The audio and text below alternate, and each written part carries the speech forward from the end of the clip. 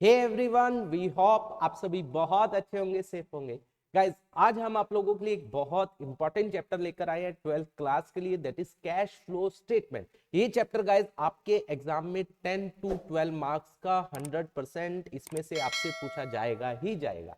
तो पहले हम आपको इसके बहुत इंपॉर्टेंट कॉन्सेप्ट्स करवाएंगे, फिर जो क्वेश्चन आपके एग्जाम में देखने को मिलेंगे वैसे ही क्वेश्चन हम आपको करवाने वाले हैं, ताकि आपके 10 to 12 मार्क्स कंफर्म हो जाए। तो चलिए गाइस, स्टार्ट कर रहे हैं आज इस चैप्टर को, that is cash flow statement. चलिए गाइस, लेट्स स्टार्ट।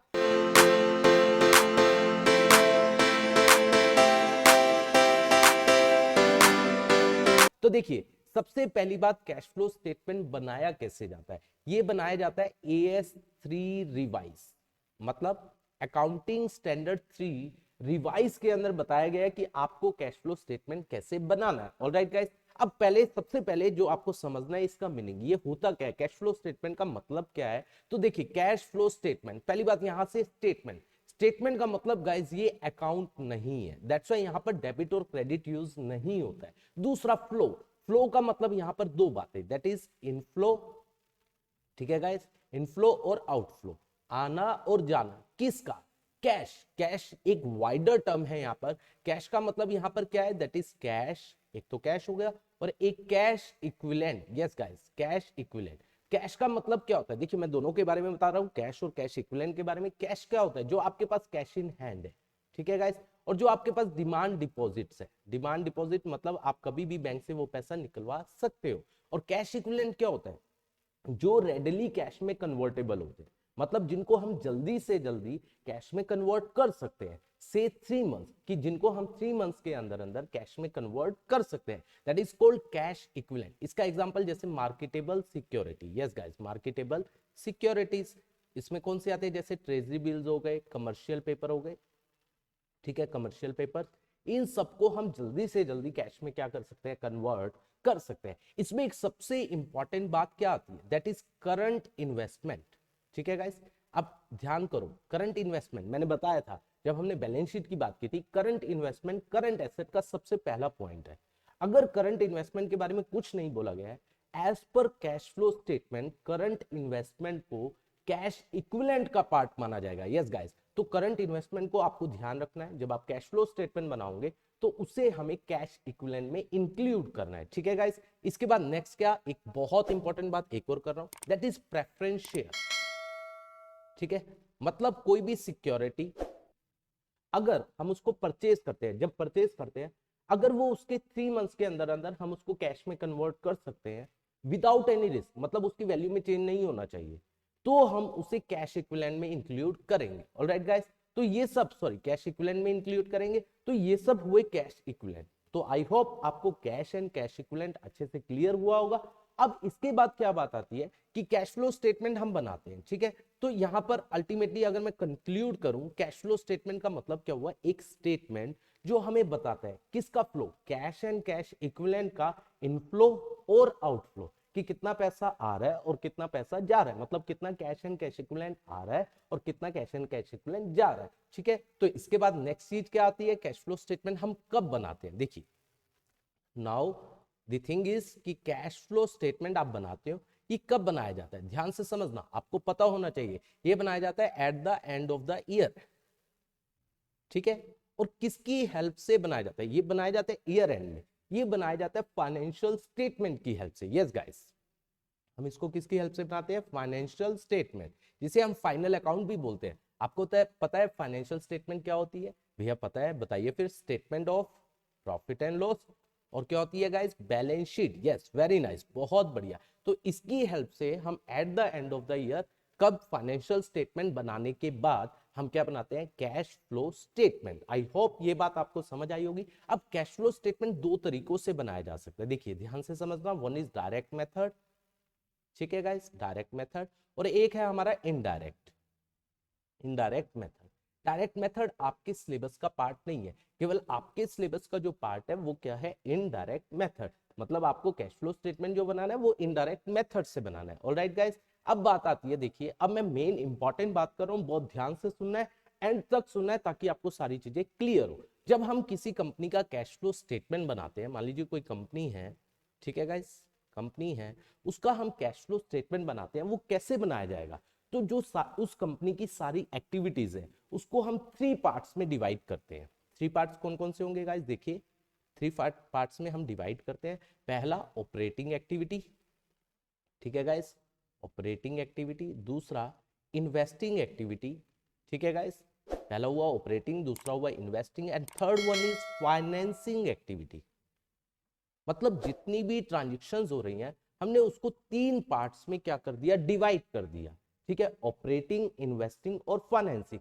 एक और मैं ले रहा हूं यहां पर जिसके बारे में हम बाद में बात करेंगे, that is cash and cash equivalent. इसका मीनिंग तो हमने समझ लिया, लेकिन इसके बारे में भी हम बात करने वाले हैं क्योंकि इसके अंदर भी कुछ ट्रांजेक्शन्स आती है, ठीक है गाइस। और एक सबसे इंपॉर्टेंट बात जो आपके दिमाग में रहनी चाहिए, हम यहां पर केवल वो ट्रांजेक्शन लेंगे क्योंकि कैश फ्लो स्टेटमेंट क्या कहता है? जिससे कैश आ रहा है या जा रहा है, कैश एंड कैश इक्विवेलेंट आ रहा है या जा रहा है, मतलब जिससे कोई कैश फ्लो नहीं हो रहा है तो उसको हम लेंगे ही नहीं। सीधी सी बात है, जिससे कोई कैश फ्लो नहीं हो रहा है हम उसको यहां पर दिखाएंगे नहीं। तो हम एक एक एक्टिविटी के बारे में बात करते हैं क्योंकि हमने क्या कहा, जिनसे कैश फ्लो हो रहा है, आ रहा है या जा रहा है, उसको हमने 3 पार्ट्स में डिवाइड किया, ऑपरेटिंग, इन्वेस्टिंग एंड फाइनेंसिंग। और एक और हमने कहा कैश एंड कैश इक्विवेलेंट। सबसे पहले हम बात कर रहे हैं किसके बारे में? That is operating. देखिए सबसे पहले we are talking about operating activity, ध्यान से समझना।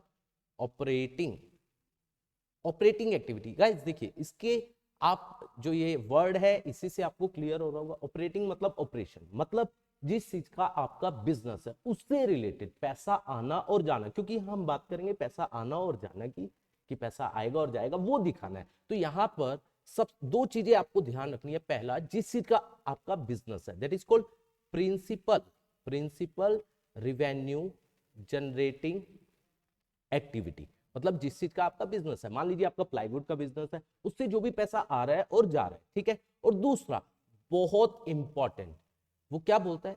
हमने 3 एक्टिविटी पढ़ी, ऑपरेटिंग, इन्वेस्टिंग और फाइनेंसिंग। कह रहे जो इन्वेस्टिंग नहीं है और जो फाइनेंसिंग नहीं है वो भी ऑपरेटिंग कहलाएगी। मतलब ना तो वो क्या है ऑपरेटिंग, ना तो वो इन्वेस्टिंग, सॉरी, ना तो वो इन्वेस्टिंग है, ना वो क्या है गाइस फाइनेंसिंग है एक्टिविटी, ठीक है। तो वो भी क्या मानी जाएगी? ऑपरेटिंग, ठीक है। तो इन दोनों से, ठीक है, इन दोनों से जो भी हमारा क्या हो रहा है, इनफ्लो, पैसा आ रहा है, इनफ्लो, और जो भी हमारा क्या हो रहा है गाइस, आउटफ्लो, वो यहां पर क्या किया जाएगा? शो किया जाएगा। अब देखो इनसे पैसा क्या क्या आ सकता है, बताओ गाइस, इनसे पैसा क्या क्या आ सकता है, जल्दी से बताइए। हमने गुड्स बेचे जिस चीज में डील कर रहे हैं और उससे पैसा आना, उधार पर नहीं, जो हमने किसमें बेचे? कैश में। मैं यहाँ पर रिसीट की बात कर रहा हूं, ठीक है गाइस, पैसा आ रहा है तो मतलब गुड्स सोल्ड किया आपने, गुड्स सोल्ड इन कैश, ठीक है, या कैश एंड कैश इक्विवेलेंट, ठीक है। उसके बाद किससे पैसा आ रहा है आपके पास? डेटर से या बिल रिसीवेबल से, तो ट्रेड रिसीवेबल से पैसा आना, ठीक है गाइस। उसके बाद और कहां से पैसा आ रहा है? कमीशन से आ रहा है एंड रॉयल्टी, इन सब से क्या आ रहा है आपके पास? पैसा आ रहा है। तो यहां पर क्योंकि ऑपरेशन बिजनेस से रिलेटेड की बात कर रहे हैं तो इन सब से आपके पास क्या आता है? पैसा आता है। और अब पैसा जाएगा किन किन से, ध्यान से समझना। पेमेंट आप किस किस चीज की करोगे?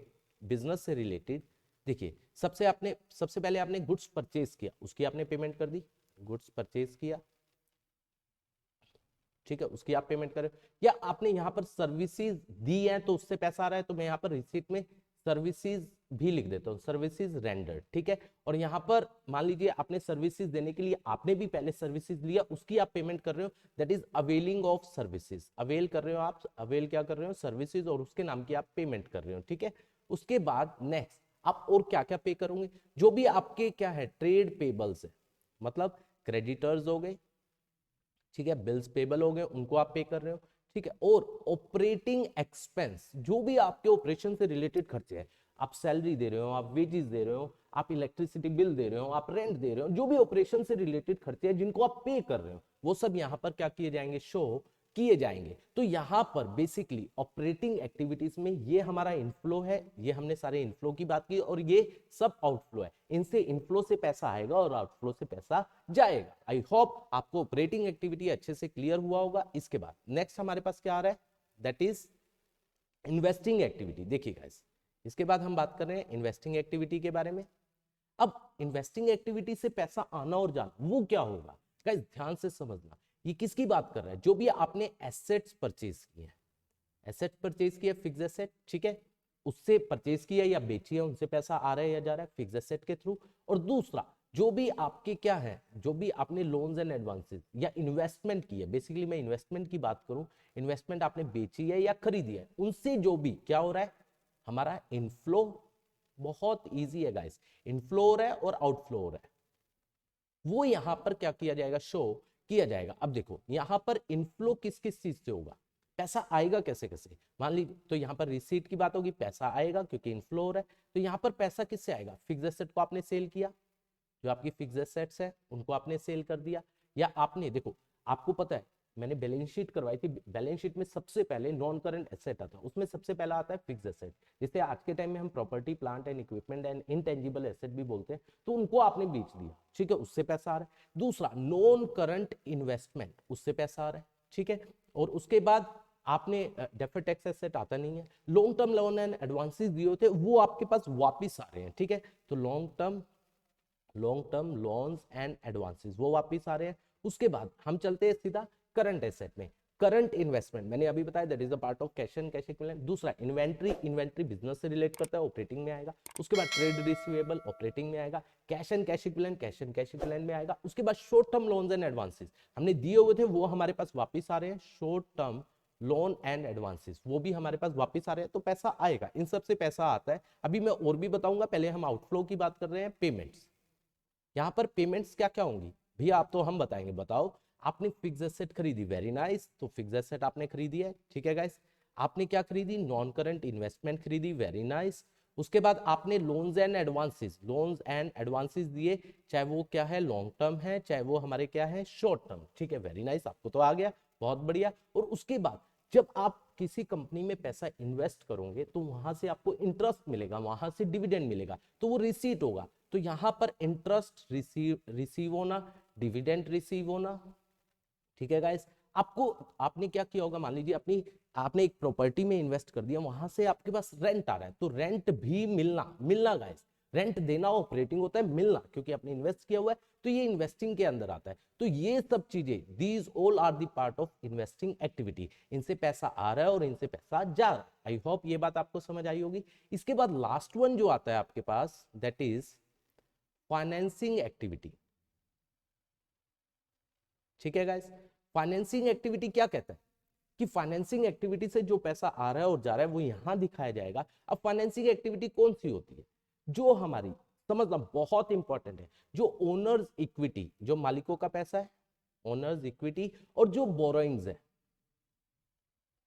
उनके कॉम्पोजिशन में जब चेंज होता है, मतलब वो बढ़ रहे हैं या कम हो रहे हैं, वो फाइनेंसिंग एक्टिविटी का पार्ट है। तो इनसे जो भी पैसा आएगा या जो भी पैसा जाएगा वो यहां पर शो किया जाएगा। अगेन यहां पर भी हम किसकी बात करेंगे, इनफ्लो और आउटफ्लो, ठीक है। बिजनेस में इनफ्लो कैसे आएगा होगा, देखिए इनफ्लो कैसे होगा, मतलब रिसीट, पैसा कब आएगा,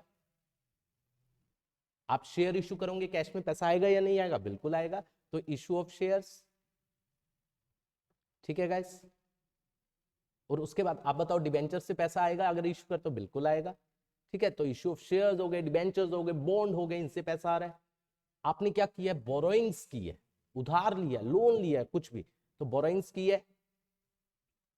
आपने लॉन्ग टर्म की है, long term borrowing, short term borrowing, तो उनसे पैसा आएगा, ठीक है। आपके इंक्रीज हो रहे हैं क्या, कैश क्रेडिट इंक्रीज हो रहा है, ठीक है, बैंक ओवरड्राफ्ट इंक्रीज हो रहे हैं आपके, तो उन सबसे पैसा आएगा, ठीक है गाइस। तो इन सब से क्या होता है, आपके पास पैसा आता है। और पैसा जाएगा कैसे, पेमेंट कब होगी भैया, अब हम बताएंगे, वेरी नाइस, बताइए।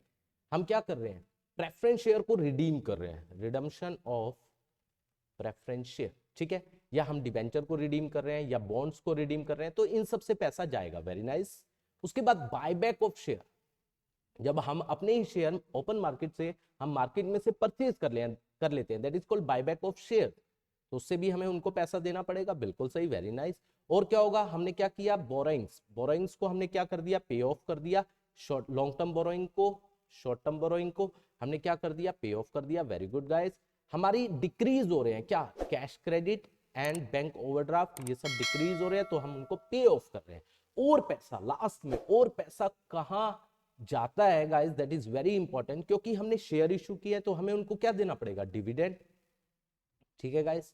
हमें उनको क्या देना पड़ेगा, अगर हमने डिबेंचर इशू की है इंटरेस्ट, तो इन सब से भी क्या जाता है, पैसा जाता है। तो ये सब क्या हुई, तीनों एक्टिविटीज हुई जिनसे पैसा आ रहा है और जा रहा है। इनको आपको अलग अलग दिखाना है एज पर AS3 रिवाइज क्या कहता है कि ऑपरेटिंग को आप अलग दिखाओगे, इन्वेस्टिंग को अलग दिखाओगे और फाइनेंसिंग को अलग दिखाओगे, ठीक है। और हमने कहा था चौथी चीज जो हम बात करने वाले हैं that is cash and cash equivalent. Yes guys, fourth one cash and cash equivalent. ये क्या बोलता है कि कुछ ट्रांजेक्शन ऐसी भी होती हैं जिसमें जो इनफ्लो और आउटफ्लो होता है वो कैश एंड कैश इक्विवेलेंट के बीच में होता है। लाइक कैश बैंक में जमा करवाया, कैश कहां जमा करवाया, बैंक में, तो एक तरफ से आपका एक कैश एंड कैश इक्विवेलेंट कम हो गया, दूसरा बढ़ गया, तो इससे कोई भी फ्लो होता नहीं है, ना तो ये ऑपरेटिंग में आएगा, ना ये इन्वेस्टिंग में आएगा, ना ये फाइनेंसिंग में आएगा। मान लीजिए आपने ट्रेजरी बिल्स बेचे, तो आपके ट्रेजरी बिल्स कम हो गए, एक कैश एंड कैश इक्विवेलेंट कम हो गया, और दूसरा आपका कैश या बैंक बढ़ गया, तो इससे कोई भी फ्लो होता नहीं है। तो ये तीनों में कहीं नहीं आएंगे, इन्हें अलग से कैश एंड कैश इक्विवेलेंट में क्या किया जाएगा, शो किया जाएगा। आई होप चारों की चारों चीजें आपको अच्छे से आई होंगी। अब इसको कैसे प्रेजेंट किया जाएगा, कैश फ्लो स्टेटमेंट कैसे बनाया जाएगा, वो हम नेक्स्ट लेक्चर में एक एक एक्टिविटी को लेकर चलेंगे ताकि आपको सारी चीजें क्लियर हो जाए। Thank you so much for watching this video.